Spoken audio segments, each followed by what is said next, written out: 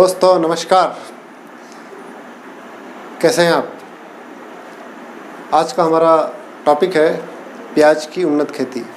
आइए हम बात करते हैं प्याज की उन्नत खेती कैसे कर सकता है किसान, और इसमें हम 3 खास बातों का ध्यान रखेंगे।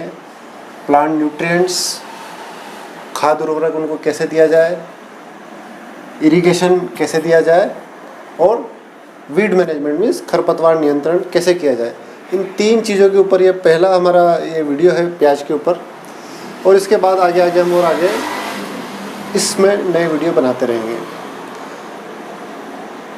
इस वीडियो का मकसद है कि आज जो साधारण पैदावार जो किसान लेता है प्याज की 300 क्विंटल पर हेक्टेयर, एक साधारण किसान साधारण उत्पादन एवरेज उत्पादन लेता है, तो 300 से 500 क्विंटल पर हेक्टेयर कैसे किया जाए, इसी के ऊपर ही आज की चर्चा है। और हम कोशिश करेंगे कि आपको पूरा बात बताएं कि 500 क्विंटल पर हेक्टेयर उत्पादन लेने के लिए हमें क्या क्या करना चाहिए। तो चलिए हम बात करते हैं। प्याज हमारे यहाँ पे भारतवर्ष में 3 सीज़न में प्याज ले सकते हैं। पहला है खरीफ में, दूसरा है लेट खरीफ, और तीसरा है रबी सीज़न। तो 3 सीज़न में हम प्याज लगा सकते हैं। जो खरीफ की फसल होती है वो 15 जुलाई से 31 अगस्त के बीच में लगाई जाती है, ट्रांसप्लांटिंग की जाती है। जो भी मैं बात कर रहा हूँ प्याज की खेती की, ये ट्रांसप्लांटिंग, आपको नर्सरी में पौधे तैयार करना है और उसके बाद खेत में, आपका जो खेत तैयार है उसमें लगाना है। तो जो भी बात होगी यहाँ पे ट्रांसप्लांटिंग की ही बात होगी। तो 15 जुलाई से 31 अगस्त के बीच जो आपकी ट्रांसप्लांटिंग होती है प्याज की, उसको बोलते हैं खरीफ की फसल। अक्टूबर नवंबर में जो ट्रांसप्लांटिंग करते हैं वो लेट खरीफ होती है, और जो दिसंबर जनवरी में ट्रांसप्लांटिंग करते हैं वो रबी की फसल होती है। जो साधारणतः जो स्पेसिंग रखना चाहिए हमें कतार से कतार के बीच में, और प्लांट टू प्लांट और रो टू रो, तो जो स्पेसिंग है खरीफ में 15 बाय 8 सेंटीमीटर, मतलब कतार से कतार 15 और प्लांट टू प्लांट 8 सेंटीमीटर की स्पेसिंग रिकमेंड की गई है। लेट खरीफ में भी लगभग यही स्पेसिंग है, और रबी में स्पेसिंग थोड़ी सी ज़्यादा है, 15 बाय 10 की स्पेसिंग रिकमेंड की गई है। तो सबसे पहले हम लोग फोलियर स्प्रे शेड्यूल की बात करेंगे कि हमें स्प्रे के द्वारा कौन कौन से फर्टिलाइज़र कब कब देने हैं, उसका एक सटीक विवरण आपके सामने हम बताते हैं। इस फोलियर स्प्रे से क्या होता है, आपकी यील्ड उत्पादन बढ़ेगा, और इंसेक्ट पेस्ट डिजीज़ का अटैक होगा वो कम होगा, क्योंकि आपके पौधे हेल्दी होंगे, और हेल्दी होने के कारण उनके ऊपर कम अटैक होगा इंसेक्ट पेस्ट और डिजीज़ का। तो जो सबसे पहला फर्टिलाइज़र का एक ट्रीटमेंट है, या जो एक प्लांट ग्रोथ रेगुलेटर है, साइटोजाइम 0.2%। आपको जब ट्रांसप्लांटिंग करते हैं तो उनकी जो रूट है उसकी प्याज की, उनकी रूट्स को उसमें डिप करके निकालना है 0.2% सॉल्यूशन में। अगर ये आपको साइटोजाइम किसी कारण नहीं मिलता है तो आप बाविस्टिन का भी यूज़ कर सकते हैं, जो कि 2 ग्राम प्रति लीटर के हिसाब से बाविस्टिन भी यूज़ कर सकते हैं। तो ये पहला है आपका रूट डिप ट्रीटमेंट। और इसके बाद आपको 6 स्प्रे करने हैं। पहला स्प्रे ट्रांसप्लांटिंग के 15 दिन बाद, दूसरा 30 दिन बाद, तीसरा 45 दिन बाद। DAT days after transplanting, 45 days after transplanting, 60 days after transplanting, 75 days after transplanting and 90 days after transplanting. तो ये 6 स्प्रे में आपको कैसे कैसे करना है ये बताते हैं। तो पहला हो गया आपका रूट डिप। अब जो पहले 3 स्प्रे हैं, जो 15 दिन पे होता है, 30 दिन पे होता है, 45 दिन में होता है, उसमें आपको 19-19-19 NPK, ये वाटर सॉल्युबल फर्टिलाइज़र अवेलेबल है। इफ़को का भी आता है और अन्य कंपनियों के भी आता है। आप जो भी हो अच्छा फर्टिलाइज़र लें, 19-19-19। और टी होता है, एक ट्रेस एलिमेंट्स होते हैं, जैसे जिंक, सल्फर, आयरन, कॉपर, इन एलिमेंट्स का भी 1% घोल का स्प्रे करें।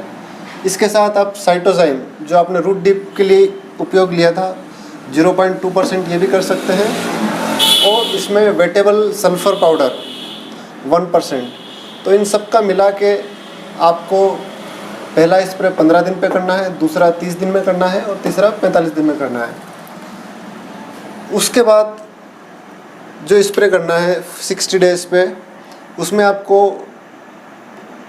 13-0-45 लेना है। मतलब इसमें फास्फोरस नहीं होगा, यूरिया होगा और पोटाश होगा।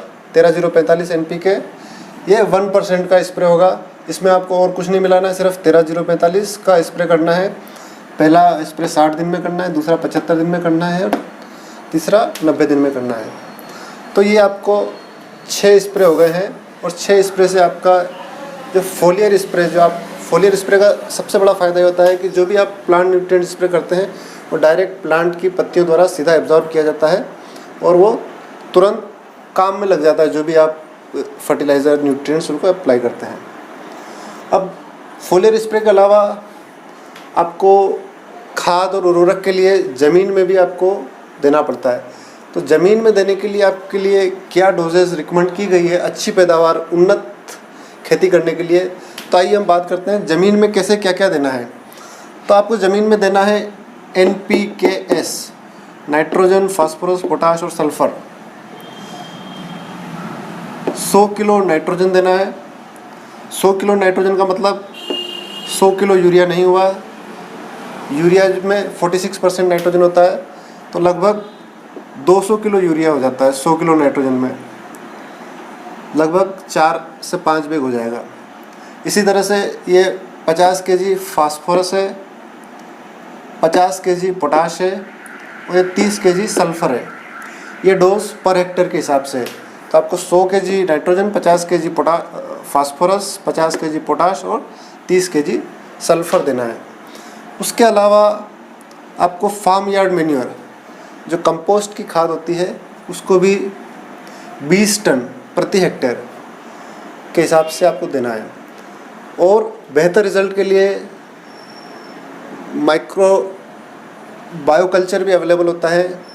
एक होता है एज़ोडोबैक्टर, जो कि नाइट्रोजन फिक्सिंग बैक्टीरिया है, ये 5 kg पर हेक्टेयर दे सकते हैं। दूसरा है एक PSB, phosphorus solubilising bacteria, PSB होता है।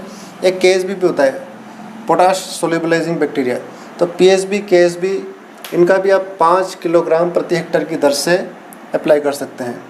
इसके बाद अगर आपको एलिमेंटल सल्फ़र, मतलब ऑक्सीडाइज्ड नहीं होना चाहिए, elemental sulphur 40 kg per hectare के हिसाब से आप ये दे सकते हैं। तो ये आपका हो गया जो आपको भूमि में देना है, ज़मीन के अंदर देना है। ये वाला आपको है स्प्रे करना है अपने स्प्रे पंप के द्वारा। तो ये तो बात हो गई अपनी उर्वरक की, खाद और उर्वरक की। अब दूसरी बात करते हैं जो सबसे महत्वपूर्ण बात है, खरपतवार नियंत्रण की। खरपतवार नियंत्रण कैसे किया जाए और इसका बेहतर तरीका क्या है। तो इसमें खरपतवार नियंत्रण के लिए 3 डोज रिकमेंड की गई है।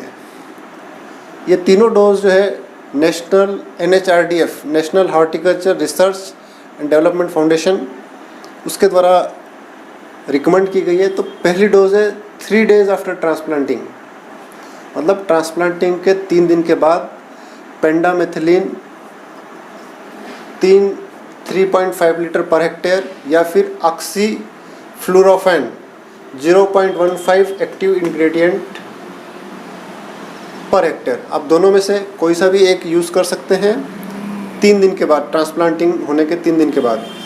उसके बाद 20 दिन के बाद एक कि अच्छा कॉम्बिनेशन है ऑक्सीफ्लोरोफेन 23.5% EC 1 ml पर लीटर में, प्लस क्विजोलफॉस इथाइल 5% EC 2 ml पर लीटर। ये एक कॉम्बिनेशन है, इसको आप 20 दिन के बाद उपयोग कर सकते हैं। और इसी कॉम्बिनेशन को आप 40 days आफ्टर ट्रांसप्लांटिंग आप इसको रिपीट भी कर सकते हैं।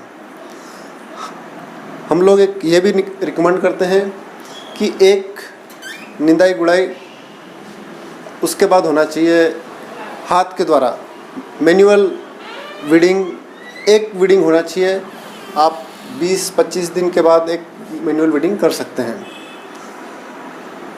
और अब आप बात करते हैं तीसरा जो सबसे महत्वपूर्ण है, सिंचाई कैसे करें। तो सिंचाई करने के लिए आप जब भी ट्रांसप्लांटिंग करते हैं तो 4 से 8 घंटे तक उस ज़मीन को अच्छा सा ड्रिप चलाएं और ड्रिप से आपका पूरा अच्छा गीला हो जाना चाहिए। उसके बाद आप ट्रांसप्लांटिंग करिए और ट्रांसप्लांटिंग होने के बाद अगर आपका ड्रिप इरिगेशन है तो 1 आवर पर डे आपका डेली 1 घंटा आप चलाएंगे ड्रिप, तो ये इसके लिए पर्याप्त होगा। अगर आप डेली नहीं चलाना चाहते हैं तो 2 घंटा अल्टरनेट डेज में, एक दिन छोड़ के दूसरे दिन आप 2 घंटा पर डे के हिसाब से भी इसको चला सकते हैं। ड्रिप इरिगेशन ये पाया गया है कि इसके द्वारा लगभग 15 से 20% यील्ड सिर्फ ड्रिप इरिगेशन के द्वारा बढ़ाई जा सकती है। अगर आप फ्लड इरिगेशन यूज़ करते हैं या मिनी स्प्रिंकलर यूज़ करते हैं तो उसमें पानी की खपत थोड़ी ज़्यादा होती है। फ्लड इरिगेशन, मिनी स्प्रिंकलर में बचत होती है और ड्रिप इरिगेशन में पानी की बहुत ज़्यादा बचत होती है और उत्पादन भी इसका काफ़ी बढ़ता है। तो दोस्तों, आशा है आपको ये संक्षिप्त सी जानकारी आपको दी गई है। इसमें आपका कोई सुझाव हो, कोई प्रतिक्रिया हो तो आप नीचे कमेंट बॉक्स में आप अपने कमेंट लिखें और हम उसको अतिशीघ्र उसको रिस्पॉन्ड करेंगे कि बताएंगे कि क्या है क्या नहीं है। बहुत बहुत धन्यवाद। जय हिंद। धन्यवाद।